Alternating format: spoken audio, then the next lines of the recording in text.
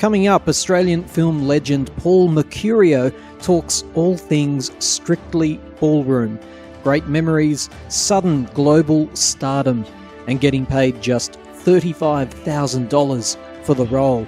No royalties here. Stay tuned. Paul Mercurio is in the fortress. Coming to you from the mountain fortress of pop culture.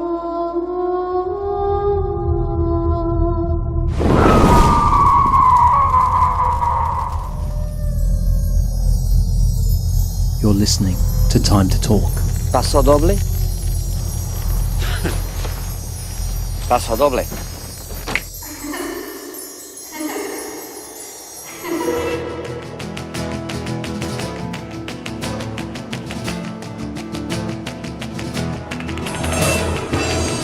Well, it was the Australian romantic comedy that put ballroom dancing on an international stage. In 1992, first-time director Baz Luhrmann premiered his debut film, a big-screen adaptation of a theatre production he had produced some years before. But it wasn't only Baz who was cutting his teeth in this film. The picture's two main stars were also brand new to film. Tara Maurice, who played our favourite Aussie underdog Fran, and of course Paul Mercurio, who played the determined Scott Hastings. Mr. Mercurio, welcome to Time to Talk. Thanks for having me. It's hard to imagine it, isn't it, Paul, that a film with a first-time director, two first-time movie actors in the leads could possibly be so wildly successful. It's a bit of a dream story. It is a dream story without a doubt. You know, there's a lot of people that, make movies, and if you could sort of bottle the formula to make a successful film, that would be great. Strictly kind of came along. I think it came along at the right time in the world, as well as a story. The world kind of needed a bit of a fairy tale at that time. The story was unusual, and I guess having a first-time director and sort of two first-time main actors, there was, none of us had kind of preconceived ideas. We just went and made a film and had fun, and luckily or thankfully, it worked. It's interesting you say the story was unusual, because for me, the story was, so universal, yet the way it was told, I had never seen a story told like that in film before. Yes, and that's where I would say it was unusual. You can kind of say that it's based on a fairy tale, but the way Baz certainly told that story using the ballroom world, and then also the way Baz used the film, his own sort of kind of vocabulary and film techniques with all the massive close-ups and things like that. It was unique. But the story itself, if you just pare back the story, Ugly Duckling, becomes beautiful, and Underdog becomes the hero. That's pretty straightforward, really. Exactly, but it's like I say, it's universal. It appeals to us all. It's easy to forget the absolutely delicious way that the success of this film actually came about in Australia, because it was a small-time movie. It didn't have big marketing campaign. Initially, I understand a movie distributor even pulled out from playing it in a major film theatre in Australia. So it sort of started in just little independent theatres, which, by the way, is where I saw it as a young lad skipping school, by the way, to go and see Strictly Ballroom. There you go. That says a lot about me. And genuinely, the way that this got out there, the way people were motivated to go and see Strictly Ballroom was purely through, initially at least, word of mouth. The audiences were coming out and they were saying, you've got to go and see this. Yeah. So eventually, I think it was week 3 of the film that the major theatres started realising what was going on. It was playing everywhere by the end. It was one of those things that it couldn't get its funding. It struggled to get funding to be made as a film, and people were sort of going, who's going to go and watch a film about a ballroom dancer? And I think the film was almost about to fall over, and then the Albert family, Ted Albert and his wife, I think it was Poppy, who owned Sony Music, they actually propped up the rest of the budget and made the movie. And, it's nice to say that the rest is history. The wonderful thing about Strictly, and it happened all around the world, is that at the end of the film, people were so excited and happy and, joyful and whatnot, they would stand up and clap. and this is, I mean, it happened at the Cannes Film Festival or the Cannes Film Festival when we were there, but people would tell me I went and saw it in, a little cinema somewhere, and at the end of the movie, everyone stood up and clapped, and they didn't leave. They didn't walk out straight away. They stayed in the theatre, watched the credits, and stood and clapped. And, that's the power of a wonderful story and wonderful storytelling. You can't help but get up to your feet. And you do stay to the end of the credits because that's part of the party. In fact, it's almost like the beginning of the party in a way, the credits, that song when it comes on after the success of what's gone on in the movie. It's quite exhilarating, especially the first time you see it. You mentioned the budget. It was a budget of $2 million shot over 6 weeks. No, it was 3.2 million, I think. Right. So still, in terms of, commercial movies, it was a very small budget. And I think we shot it over 7 weeks. In fact, we were filming late one evening, and the producer came down instead and said, "I'm sorry, we've got to stop filming. We've run out of money and we can't pay overtime tonight, so we need to stop." And we all kind of looked at each other and went, "That doesn't matter. Don't worry about it. We're having fun. Let's just keep shooting." And so we kept shooting. And that's the sort of film it was. And, and there was a lot of first timers. There were some experienced actors on there too, but we were just having so much fun. We believed in it. We enjoyed working with each other. We enjoyed telling the story. We enjoyed working, and it didn't matter really. It's always nice to get paid, but there are some things you'll just do because it's too important to worry about money. You're telling a story, you're having a good time, you're working with people that you love and are like-minded. So, and that was the nature of the film, and I think that comes out in the film as well. $22 million domestically it made, $80 million around the world reportedly. I mean, this is a monster hit when you consider the budget that you just described there. Can you live off the royalties? I wish. No, I didn't get royalties, sadly. There plenty of people did, but unfortunately, in the same way that people were saying, "Oh, who wants to watch a film about ballroom dancing?" When I eventually got the role, I was a dancer with Sydney Dance Company, so I had to go and find an agent to represent me, and they did a pretty shoddy job, really. A very, very small amount of money was offered for me to do the film. Certainly, they wouldn't offer a lead actor that sort of money now. They'd be offering 10 times the amount or even more. You were underpaid. Sorry? You were underpaid. Oh, well, yeah, I'd say grossly underpaid, and part of it was it's a film about ballroom. No one's going to watch it. And this guy, Paul Mercurio, he's a dancer guy. He's never acted before, So they paid me a pretty paltry fee, and I'm sure they paid Tara a paltry fee and didn't give us points, and my agents at the time, I guess they kind of failed me. They really should have said, "Okay, he's never acted. We don't know if the film's going to be any good, but, give him some points then, so that if it does go well, he'll benefit." But no, that didn't happen. But, that's the biz, That's a hard financial lesson to learn though, Paul. Well, Australia at that time didn't really do points. I mean, it was only when the American film started, coming into Australia and making more movies that points really became a big thing, I think. Mission Impossible and other films would come in and the actors would get points. And sometimes being successful films in America, 2 years after they'd worked on the film, they might get a check for $15,000. And I didn't get any checks. How has this film defined your life? It's an interesting one, I guess, because, prior to that, I'd done theatre and dance as a kid, and I'd done a couple of little experimental films as a kid. I became a dancer. I was dancing with Sydney Dance Company and choreographing. I guess as a kid, up until I did Strictly Ballroom, I was a bloke that was dancing my own steps. So the film was perfect in that sense because, Scott was a guy that danced his own steps. Since then, I've continued to dance my own steps. I've certainly had some wonderful opportunities, and I've done films in America and over in Europe and Africa.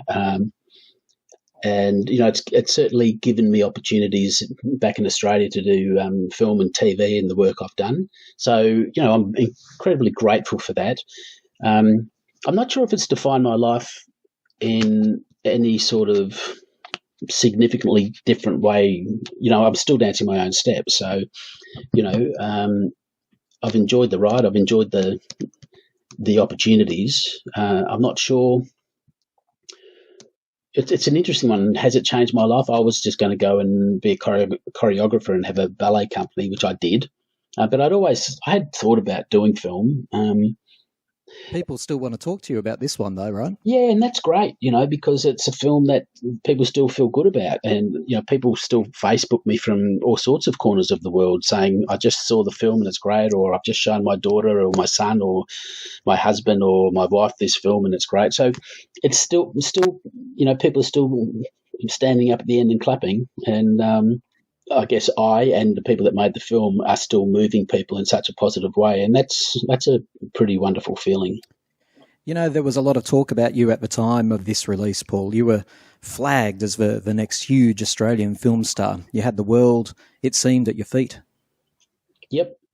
And then the year after, the next young bloke that did a film was flagged as the next big Australian film star, and the next Mel Gibson, the next, Australia's hottest sex symbol. And then the year after that, it's someone else. So it's a very fickle business. Can you recall, though, at the time, like you're doing this international media circuit and you're thrust into this world of interviews and personal questions and the rotating round of journalists while you're sitting there in a hotel, auditorium or whatever.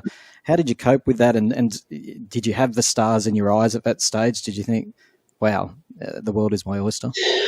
No. When I filmed Strictly, I was married and I had one child, and my wife was pregnant with our second. When we kind of went on a bit of the world tour to do the PR, my wife and two kids came with us or with me. So I'm really grateful for that, because I think that just meant I was grounded in a way. You look at some young people that have that sort of fame and world media attention and they burn out, with drugs or alcohol or whatever. I'd been a dancer with City Dance Company for 10 years and, had done a lot of radio and TV and media sort of things. So it wasn't completely new to me. The level of it was quite new. Can I say, in some of those interviews around that time, the international ones in particular, you did really well, but you looked a little startled. Well, it's pretty huge. You're sitting in a room doing interviews and Tommy Lee Jones walks in and, all these other actors, because you're doing the whole movie circuit, and it's like, Struth, I'm in this round robin sort of PR thing, and all these amazing or, very, very famous actors are walking in and doing interviews, and you're saying g'day and they go, hey, love your movie and all that sort of business. So, certainly it was a very unique experience, but again, I'm just grateful that I was married to my wonderful wife and had family and had some plans, especially when Strictly started. I was working on opening my own ballet company. So, I had stuff to do. Strictly Ballroom, at the time, even though it was a bona fide hit, there were those who questioned the acting abilities. Did you hear those criticisms at the time? Nope. If most people would come out of that film going, loved it, fantastic, that's a slice of Australiana right there. But you also had other people saying, oh my goodness, that's not the best acting in the world. Didn't hear that at the time, though. I've never heard it. Awesome. Well, that's a very good thing, Paul. Oh, you might be making it up, because I said to you, I've been told plenty of questions, but I've heard all the questions. But Never that one. Today's 2021, and you're the very first person that has ever mentioned that. Some people thought I was less than perfect. They might not have just been talking about you. I think some international viewers, just trying to work out, is that really the way Australians are? Maybe that was part of the issue too, because, we were very Australian in that film, weren't we? So possibly, I don't know, maybe you're referring to the fact that there were people that thought it was overacted. Pardon me. We thought in rehearsals, we were overacting. Not so much. Well, yeah, me as well, in the ballroom world, And it wasn't until Baz took us to a real life ballroom competition that we realised we were underplaying it. And we saw the real Barry Fifes, we saw the real Kens and all of the real Liz's, and we were just stunned that They exist. that not only do they exist in this amazing, over-saturated, overstated, sort of over-important world. And from that point on, we weren't worried about overacting or overreaching the whole thing, because in fact in the ballroom at that time, in the 90s, it was just unbelievably full on. So sure, if people watched the film and said, "Oh, that's so over the top," fine. If you had gone to a ballroom performance or a ballroom competition, you'd be astounded.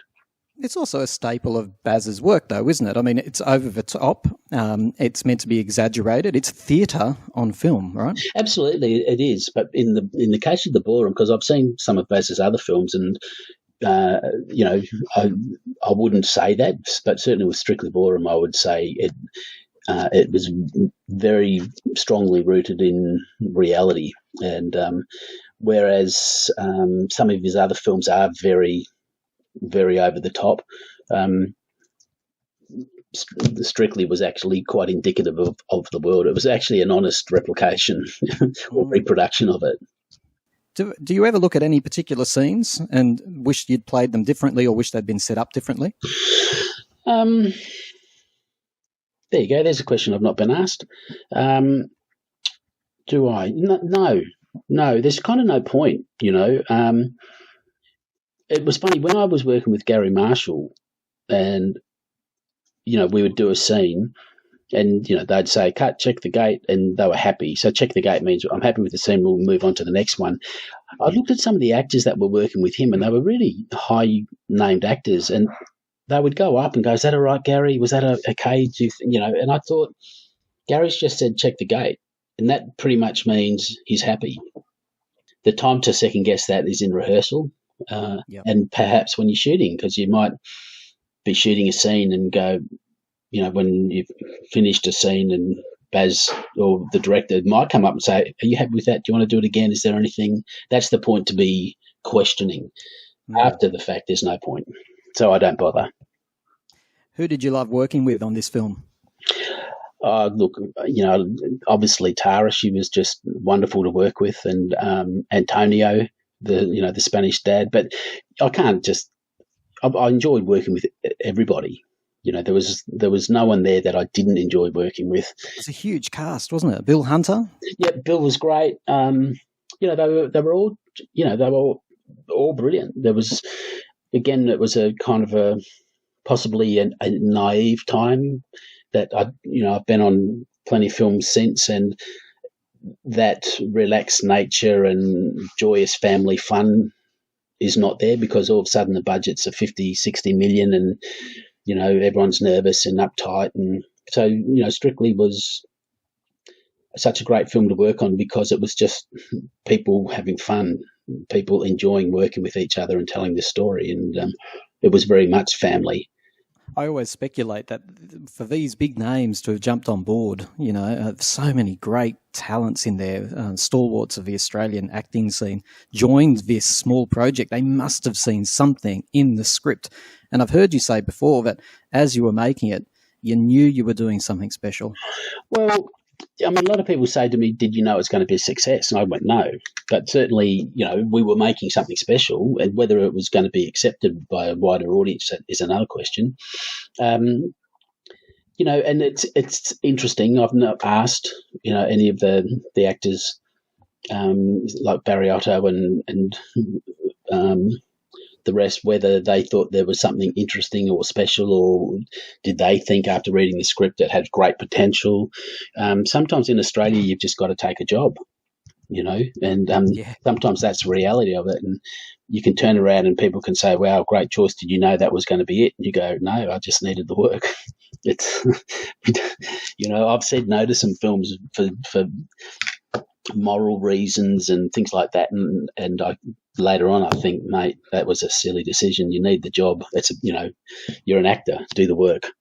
Do you stay in touch with the cast? No, not really. It's been a long time. Occasionally Tara and I will touch base, but it's one of those things where if we bump into each other, we have a chat and all those things, but we're all just busy with our lives and trying to survive and looking for the next gig. And, it's a very transient sort of thing. Everyone blows into town and has a great party, and then they blow out again. And, that's it. And maybe we might see each other again on a set somewhere or whatever. But, as I said, it's that sort of real transient sort of lifestyle in a sense.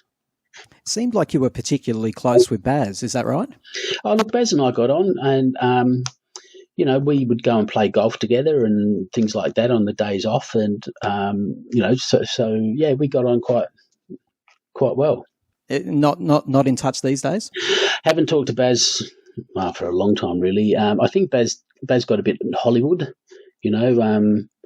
He was doing his second film. I forget what was the name. You know the name of the second film? No, what was his third film actually?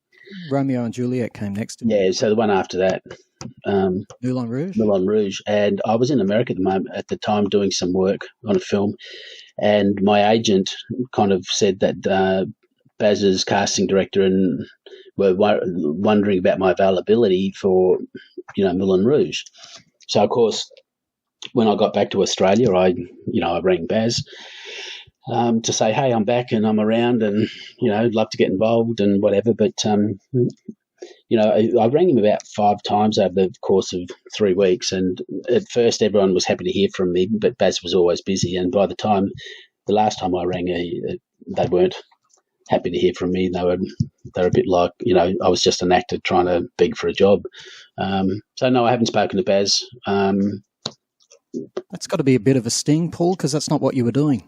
Well, it's a sting because, what Strictly was about was, family, people working together and giving it all. And,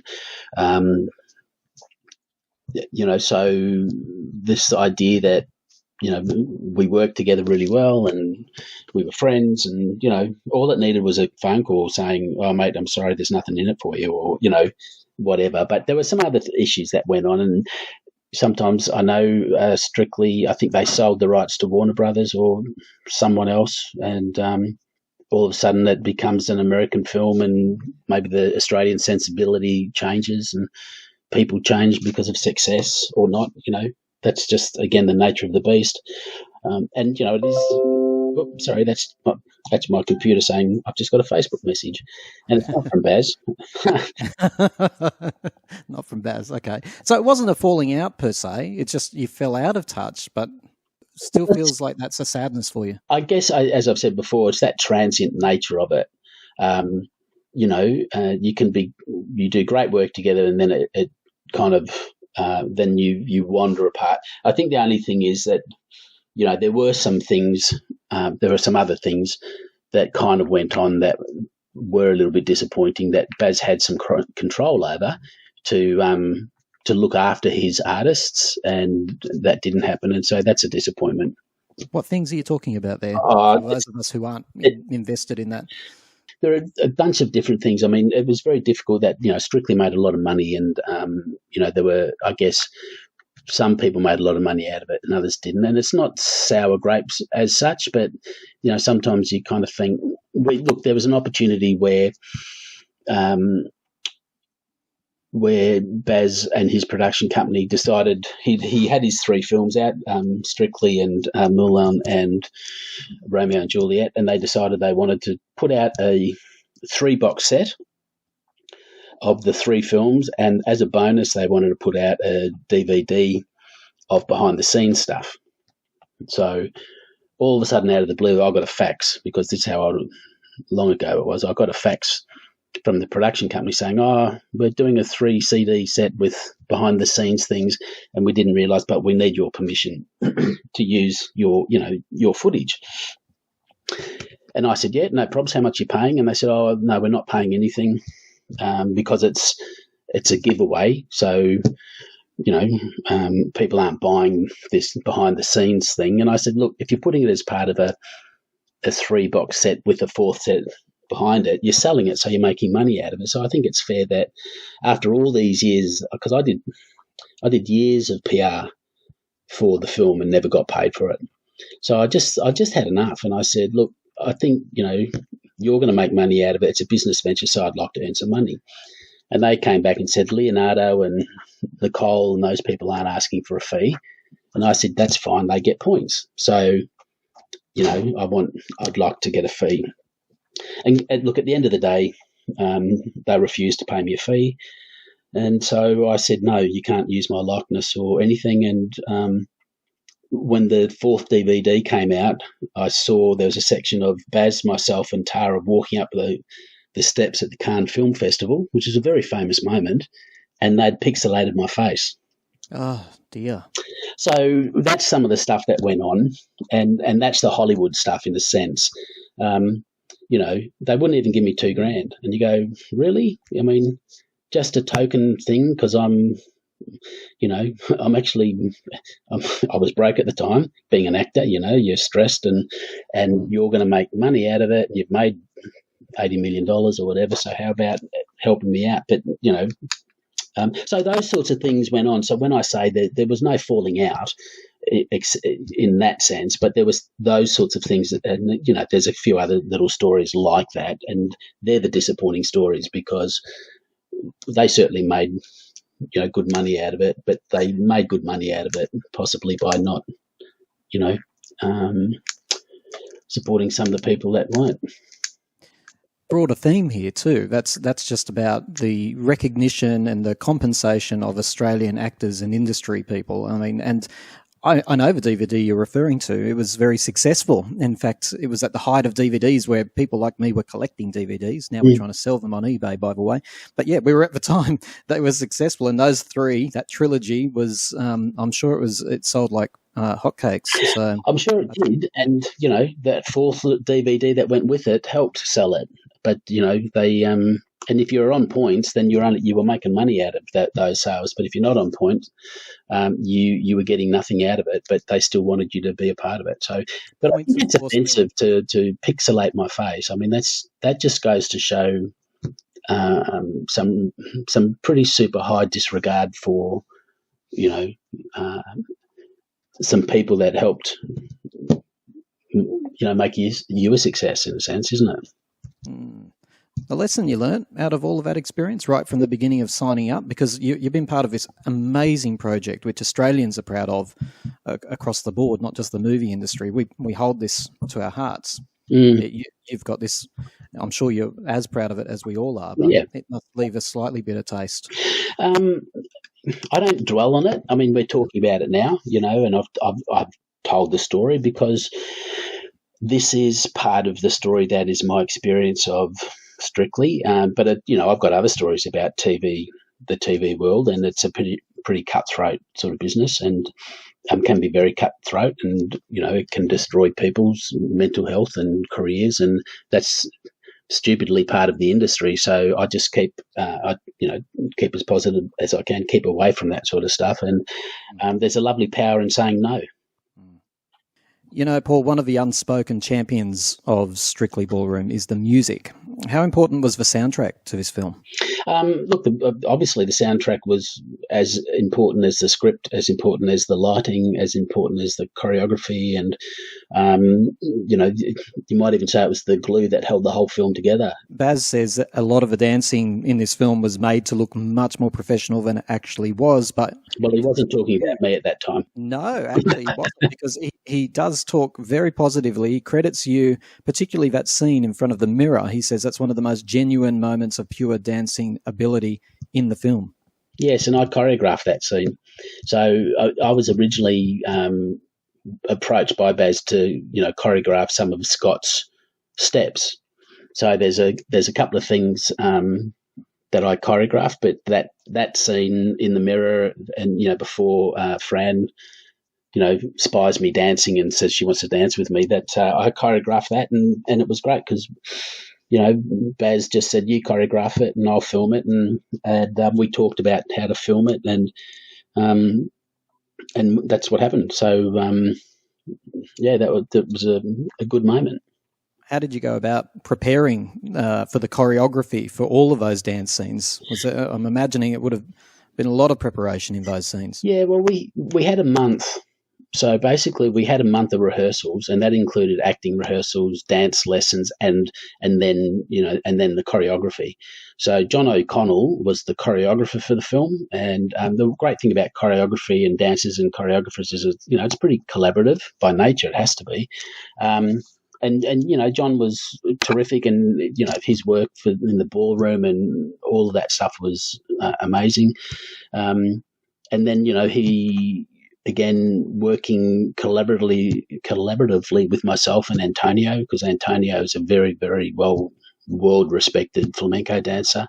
And you do what you do, which is, as a dancer, you just work your guts out, and in the time frame you've got to present and do the very best you can in the moment you need to. You were damn fit. Yeah. I mean, that's funny. People would say to me, you're a dancer, how do you keep fit? And I go, you don't go to the gym, you go to work. You start work at, 10 o'clock, and it's like doing a full-on, if you can imagine doing the hardest gym session you can from 10:30 until 6:30 with an hour for lunch, 6 days a week, that's what we did. That's what work was. Yeah. Of course, the camera also, Paul, seemed to be one of those unseen characters almost in those dance scenes. There was a great intimacy in Strictly Ballroom when the dance scenes were occurring. Yeah, without a doubt, Baz used the camera as the fourth person sort of thing, or the voyeur, which I guess is what the camera is. But the camera became your dance partner, and quite often, and I would be standing on the camera trolley, or the dolly they call it. So it was a real close up. I would actually be doing a little step turning on the camera dolly while the camera dolly turned around, so in the counterway, and then I'd step off it and grab my partner, and we'd go off dancing, and the trolley would go the other way. And so I was actually dancing with the camera dolly, the camera operator, and the dolly operator, and then I'd get off and dance with either Tara or Liz, and you do it all seamlessly. And that was part of what made, the film and gave it that intimacy. And I must say, if I blow my own trumpet for a minute, all of that's very hard to do. But with all my years of dance and my years as a choreographer, I understood how to kind of be able to do that. How fun. Dancing with the dolly and then onto the girl and then back to the dolly. I mean, that's pretty cool. Well, I think it was unique and is unique. And, you go back and you look at Fred Astaire and Gene Kelly and Ginger Rogers and some of those people, they would interact with the camera in that way also. So I guess Baz was bringing back some of those techniques, but I've got to say look, I didn't find it hard to do, but it is hard to do. Paul, fact or fiction, it took 4 people 4 weeks to design and craft that jacket that you wore in the finale. I've heard that. Where is it now? I think it's at the Museum of Contemporary Art, in Sydney. Were you proud of wearing that jacket? It's a great jacket. It was bloody heavy, though, I can tell you that, really. It looked heavy. Yeah, it weighed a few kilos. So yeah, I mean, and you put it on and you felt the part. It wasn't just some flimsy thing that looked great. It had gravitas. The costumes in this film, of course, were the stars themselves. Tara says that you had it easy compared to her with the dancing because she was doing it all in high heels. Well, the flamenco shoes were high heels. In fact, I think 11 I said we had a month of rehearsal. I think 11 days out, I was rehearsing in my flamenco boots, and I was doing this. It's called a double. There you go. It's been so long since I've done ballet, I've forgotten all the terms. But it's a thing where you jump up in the air and do a double pirouette in the air and land and whatever. Double soda basque is what it's called, and I was doing that, and unfortunately came down on my heel, and on a straight leg just cracked my heel over. And I've got to say, it hurt a lot. And I was on crutches for 9 days before we started the film. So, in fact, we were very concerned about how I was going to be. And naturally, the very first scene that we shot in the film was the finale and the big dance. So, yes, Tara can complain about having to do it in heels, but, the the flamenco boots they had quite a heel on them. But look, I also agree with Tara, and Ginger Rogers always said that, Fred Astaire was great, but he didn't have to dance backwards in high heels. There is some truth in that. You realise you made the Bond singlet famous as well, right? Oh, look, absolutely. It'd be nice to claim I made it famous. I just think I helped it with a resurgence. I had a bit of a campaign with them over a couple of years, and there's a little clip you can find on the internet with Chesty and I dancing together, and it was great. Although the downside of that is I had a few people rather upset that the prices of the singlets went up after Strictly. They became a commodity. Indeed. And, it's nice to think that we took them from the image of a wife beater into the high arts. The blue singlet remains that. I don't think so anymore. I really don't. That film made you a gay icon too. How did that sit with you? Well, I was a gay icon before then because, as such, in Sydney with Sydney Dance Company, it had a pretty strong gay following, as well as just it had a great following, but there was a pretty strong gay contingent. So, that wasn't new to me in that sense. I read that you, as a young lad, had it tough at times doing ballet and jazz. Did it bother you when this came out? So many people were speculating about your sexuality following the release of Strictly. Well, actually, after Strictly, I didn't feel anyone was speculating on my sexuality. Certainly, as a young bloke dancing, you as a young boy or young teen, whatever, doing ballet, you must be gay. And so, there were the straight people that wanted to beat me up for it, and then there was the gay guys that wanted to take me out. But the thing about Strictly, and one of the best things about it, amongst all of the best things, was that people who hitherto would have wanted to beat me up at the pub for being a dancer and therefore gay, they'd come up to me, and one bloke came up to me one day and he said, you, my wife dragged me kicking and screaming to see your bloody movie, and it was the best thing she ever done. And so there's the same guy that used to want to beat me up now was buying me a beer. The consequence of that was I was asked by Stephen Elliott to, and he offered me a role in Priscilla, Queen of the Desert. And he turned it down.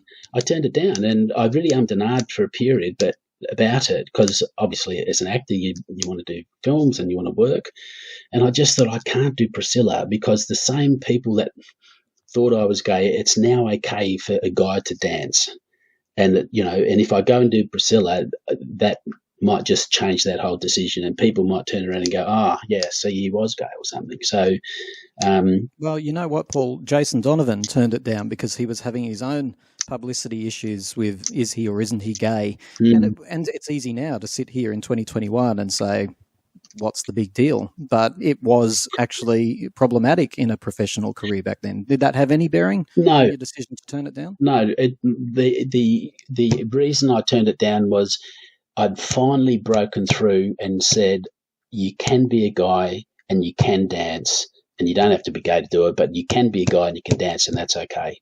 And it doesn't. Do you regret turning it down in hindsight? No, I don't. And in fact, I turned that down, and then I got Exit to Eden.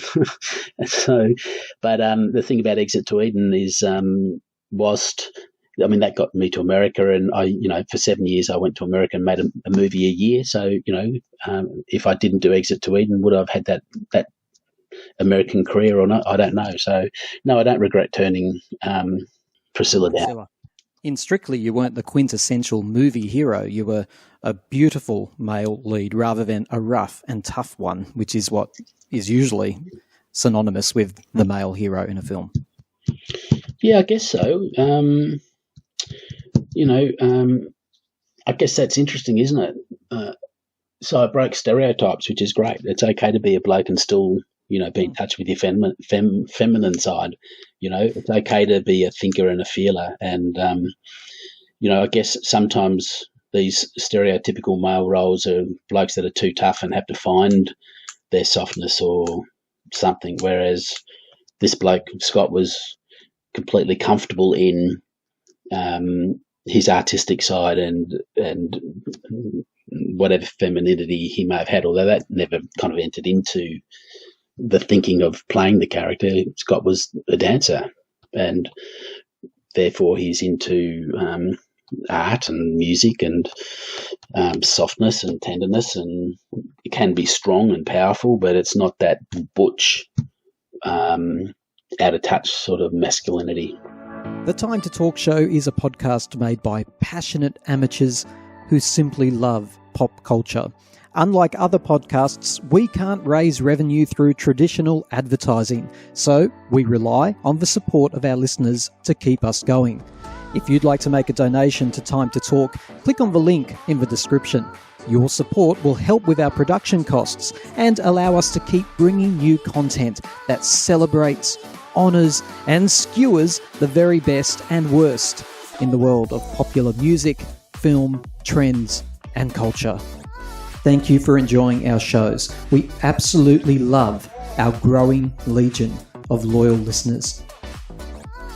You've already said you were a young father when you made this film. I'm sure your kids have seen it by now. What do they think of Dad in Strictly Ballroom? Well, they love it, they've all obviously seen it, but it's kind of twofold to them too, because they've also had to, put up with people approaching me and talk to me and ignore them and my wife, and there's that other side. They're proud and happy and love the film and love what I did in it, but then the other side of having to deal with, fame and whatever that means.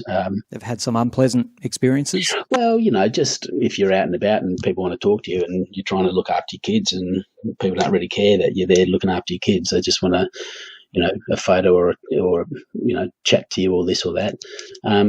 Everyone thinks fame's terrific. Fame is a byproduct of just doing a job well that happens to be, in the public eye. I don't really think fame's anything to sort of strive for. Strictly generated a lot of very famous Australian expressions. Do you have a favourite? I don't, but it's funny because I'm now a counsellor in the Mornington Peninsula Shire, which is something I'd never thought I would do. What kind of counsellor are you? Well, I'm on the Shire. I'm on the. Sorry, I thought you meant like a therapeutic. No, counsellor law, I guess. So I'm now Councillor Paul Mercurio, and I look after the Watson ward, and it's a political, local government, which is something I never ever thought I'd do, but that's a whole different ball game. But one of the other councillors likes to ring me up, and he'll say to me, "Paul, can I bend your ear for a tick?"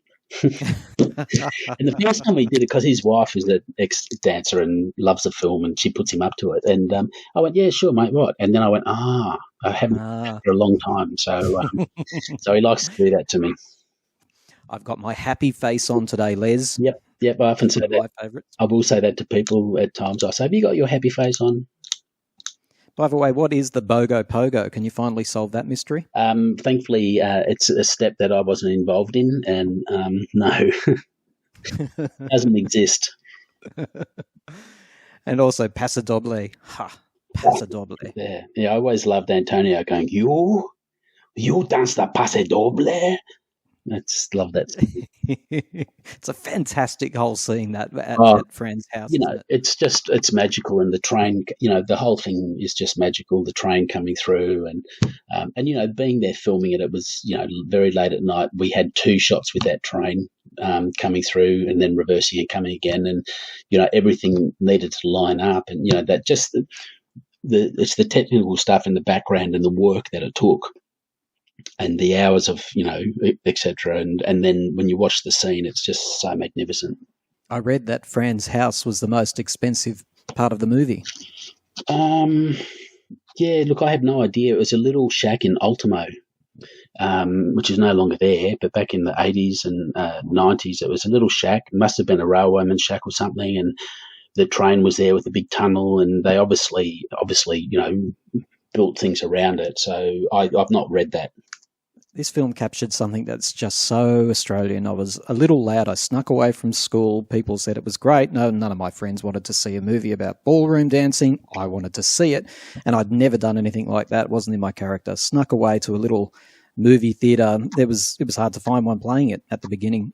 Finally found one near the city, on the outskirts of Sydney. Went in there, was worried that they were going to call the school. There was something so magical about this film, something so Australian. I could see my family. The first scene, I thought, this is not a movie about ballroom dancing. This is my family. Yeah. You stupid man, will you please be quiet? I mean, it was my mother. Yeah, it's interesting, isn't it? It's interesting that you would say that because, all the professionals and the money people and the distributors are going, who wants to see a film about ballroom?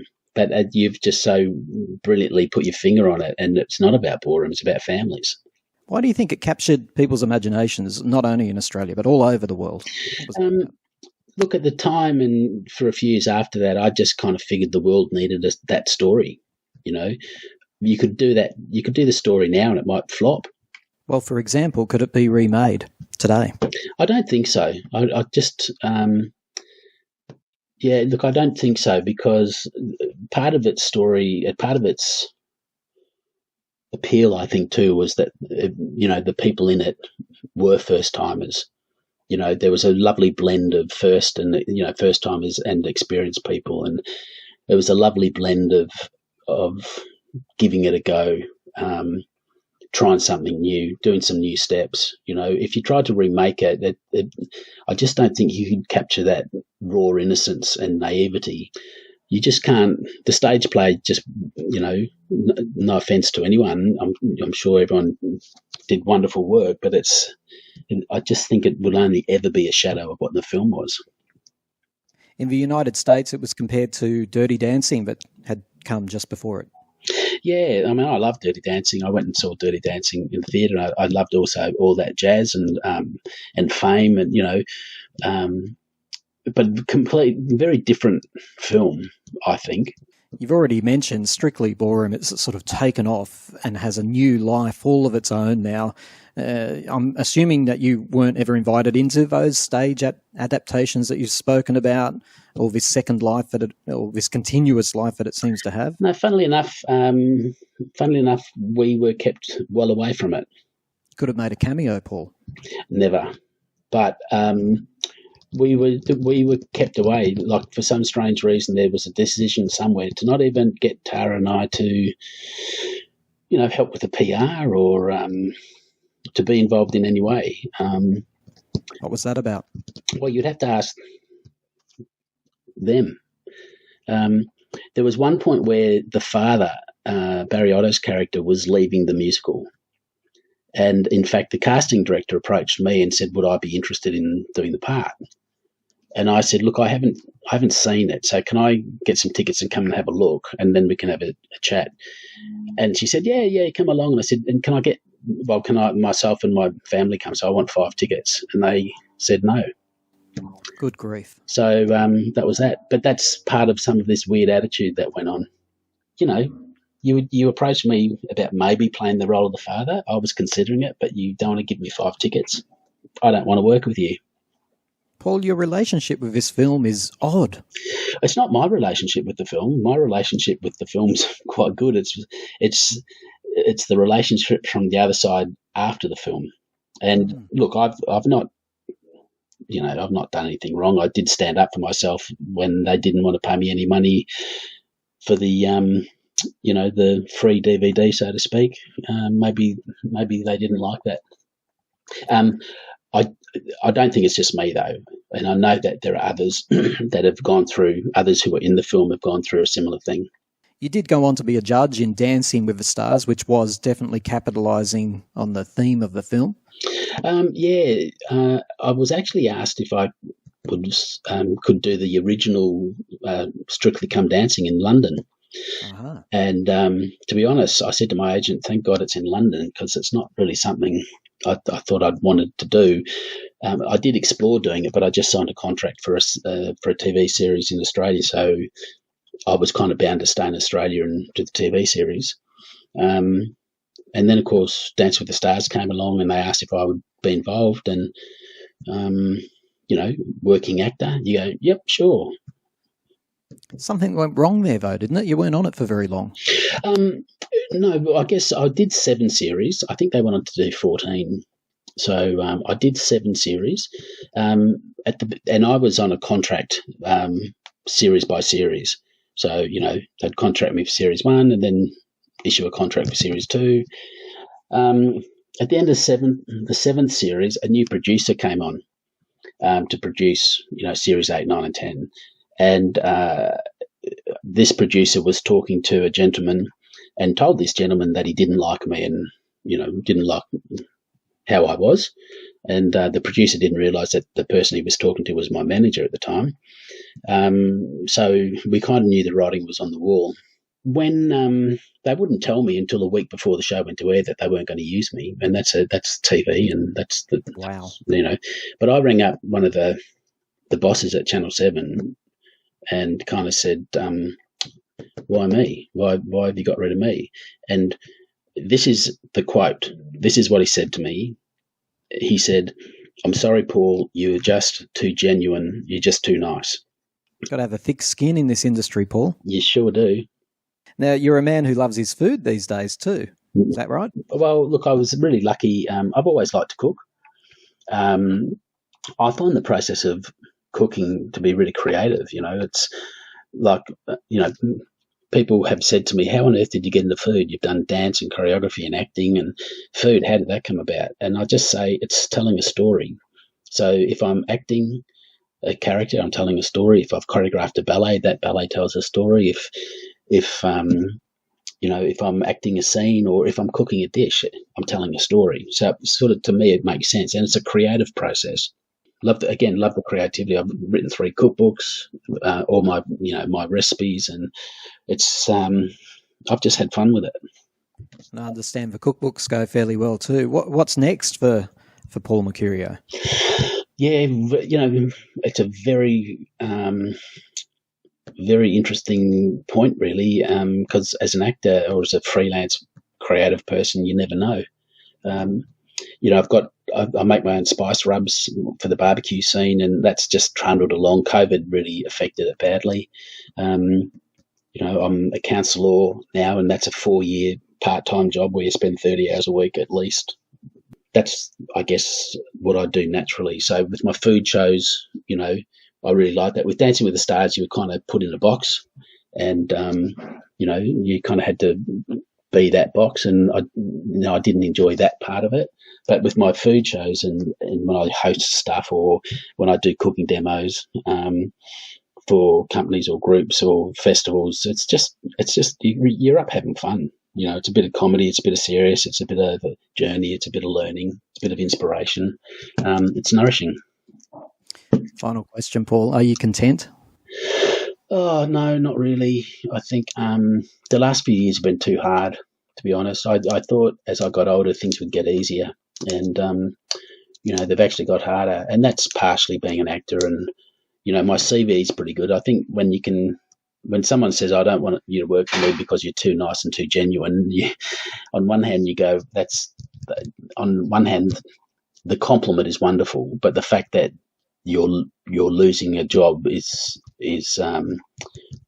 very conflicting. So the last 5 years have been pretty tough in the industry because there's not been a lot around, and I'm getting older, and the TV and film industry generally focuses on younger people, or they'll be doing shows on different ethnic groups and lives and stories, and I'm looking forward to being content, actually. My wife and I talked about that today, and I've got 4 years on this council job.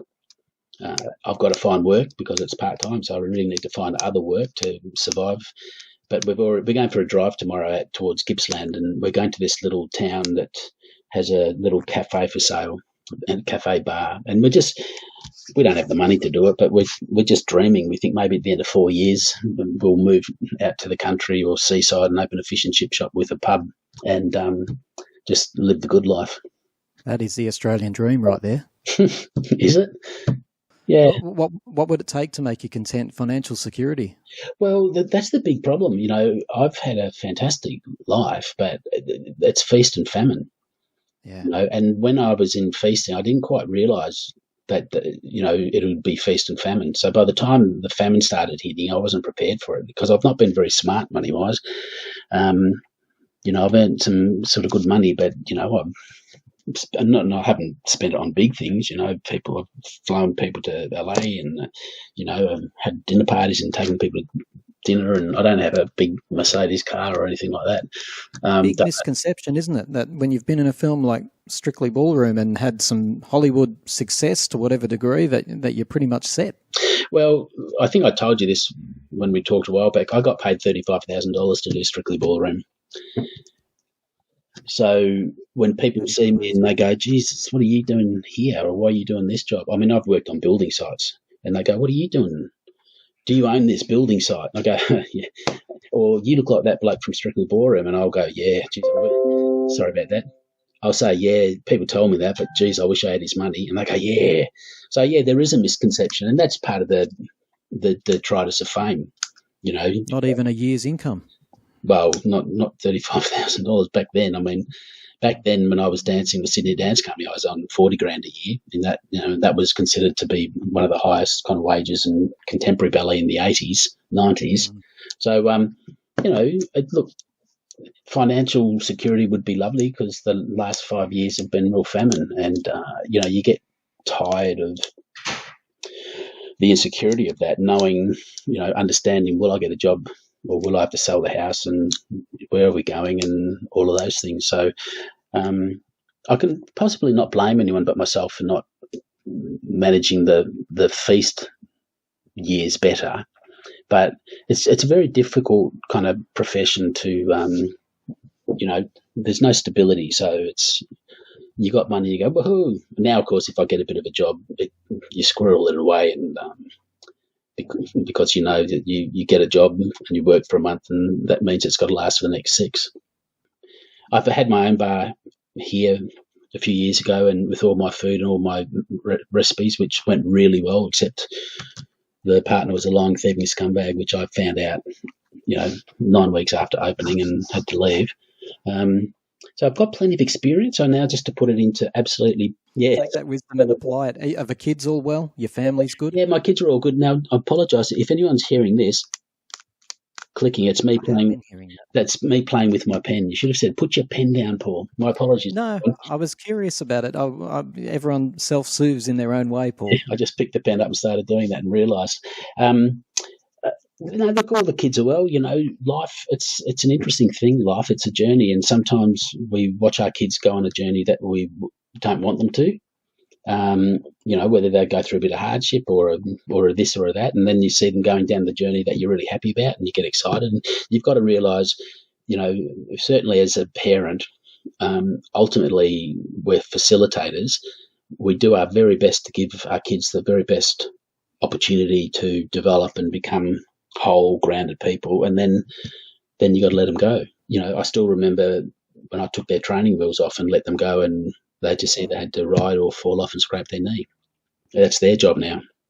Well, you're talking my language now, Paul. Any regular listener to this show will know Megs, who sometimes co-hosts with me, has just gone off to university, and I have told plenty of people this. I never imagined what a devastating experience. I was only ever on the quest to get him there because that's where he wanted to go. But as soon as he went, then this horrific scenario dawned on me that he's gone. Yep. And he's on his own. He's not gone, though, is he? No, it was like losing a limb, and I didn't expect it. Look, my eldest daughter moved out by stealth because she had chronic fatigue and lay on the couch for 8 years watching cooking shows. So she's a very good cook. But she finally got better and got a boyfriend and went to uni, and it was easier to stay at her boyfriend's parents' place than where we lived. So she kind of stayed there, and all of a sudden, after a year or two, we went, Struth, she's moved out. With my younger two, I'd been away somewhere, and they decided they wanted to move out together, and I really didn't want them to move out because they're I don't want them to move out. They're young, and I've been away, and I came home and they said, Dad, we're looking at a flat on Thursday. Do you want to come? And I went, no. And anyway, I went along, hated the flat, hated it. And they loved it and they got it. And then, of course, they moved out. And, of course, I helped them move out, which is the worst thing. You kind of you may as well cut off each limb. And after they'd moved out, I went home and I went up because I had a 2-story house at the time, and I went into each of their bedrooms and I lay on the floor and wept. And I was amazed the grief, and I honestly wept at grief. That whole thing, and it surprised me. But oh my God, it was I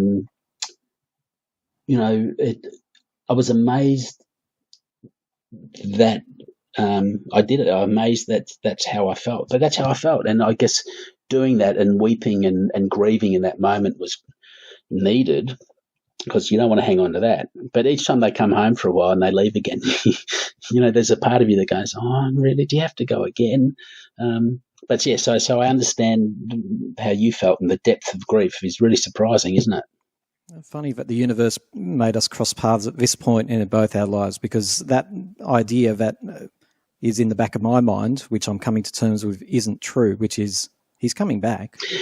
It's only a week, maybe, but he's not actually. He's now out there in the world. He's not coming back. Mine came back, and not my oldest, because she was well and truly kind of gone. My middle one's come back, but she's come back because she's had health issues, and so she's come back and lived with us for 6 months, and she's had, a back operation and things. And the youngest one came back for 6 months because she and her boyfriend were a bit lost and whatnot, and then they kind of split up. So they, whether they may come back for a period, but in a sense, they are gone.